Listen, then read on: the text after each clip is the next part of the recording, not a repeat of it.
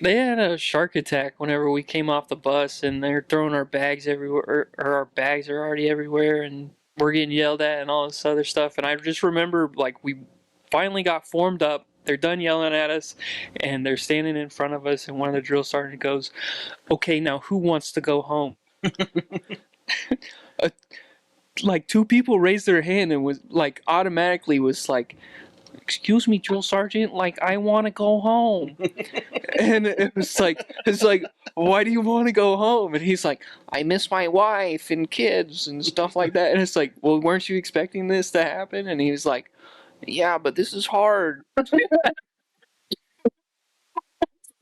So, whoa. And it is like for those guys that did have like kids and family, like when they had their conversations, like you could hear them talking to their kids on the phone. They were just a wreck, you know. Like I mean, it Oh is. man, It's a challenge being away from your family, but yeah, I mean, it's just basic training though. It's not like yeah, I might be a little bit harder because it's you get used to like sadly you get used to being away from like friends and family, and you get used to being out in the field for long periods of time. So when you see somebody start to break down over like not having a family member or like not having that connection for like 48 hours or like almost like a week, like people start to like break down. absolutely. And it's especially now, like I think I probably like understood closer whenever I went in to where I'm at now, where I'm just like, what's wrong with you? Yeah, Like, what's wrong with you? Like, I spent over 9 months away. Like, yeah, it's like, absolutely. it's like, it's tough, It's a but different ball game. it's,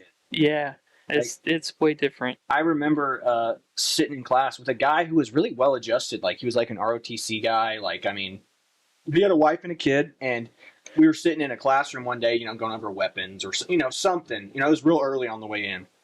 Hell, we might have been checking out gas masks. That's probably what it was. But I mean, I just turned around to like pass a piece of paper and like I mean, it just tears, you know, like because it's not the loud moments. It's those quiet moments where you're just sitting bored, thinking about when you're tired because you're sleep deprived. And you're just thinking about home, and it's like it does. And I could tell. I was like, I mean, he missed his daughter. I just looked back and I was like, he misses his daughter really bad, you know. And I didn't have any of that. It's like I miss home, but you know, it's like there were times where you hit those lows, but you know, it's like it's not to the point where it was like it's like oh, I'm gonna lose it, you know. But those guys with kids, it's very different. It's very different, yeah. Especially like it depends on the mentality of the person or how well that person is good at communicating with others. Because I think you can distract yourself if you're able to get in with like a couple of guys and you start joking, and it kind of keeps like those ghosts at bay, you know. Yeah. It's just kind of like it's like my emotions are there, and we're joking and stuff, right? So I don't have to think about that. But those guys that like aren't able to really connect with others, man, those lonely times, those times where you're quiet and you're cleaning your weapons, those guys start crying or breaking down or just not feeling well. I don't know. Absolutely. They're like, I gotta go to the infirmary. we're like, what? Why? I don't feel good. And this is actually a conversation. It went a route I wasn't expecting it to go, but I like it. But let me go back. I want to put it back a little bit more. So I know one of your best stories that you told me was like when you got off the bus, you know, and when you were waiting in line with everybody else and they were telling you to hold your bags over your head. Oh. So if you guys don't know, like when you get off the bus, you know, like you get out and you line up or something happens, you know, you're supposed to hold your bags up, carry your bags, put them over your head, something like that. So I'll let Case go from here, but his story, I died. This is a great story. Yeah, okay, so Started off with the recruiter tells So you. yeah, let's go back to when I was 25 and still like really gullible and still just listen to like my superiors for every word they said to do, because my recruiter was like, hey man, this is what's going to happen. You're going to get on this airplane. You're going to do these things. All you need with you is a pair of clothes and a cell phone and cell phone charger. I took that very literally.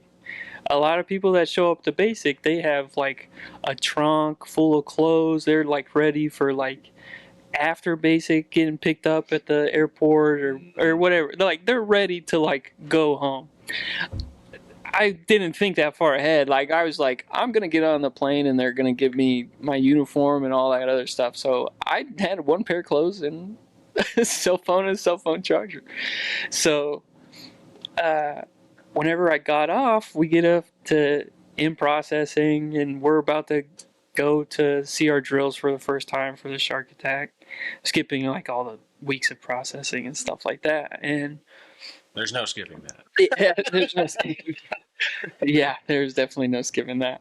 And they're like, okay, guys, get your bags and everything, and get your stuff all packed, and we're gonna put it on the bus, and you guys are gonna hold it on the bus, and whatever, however we did it.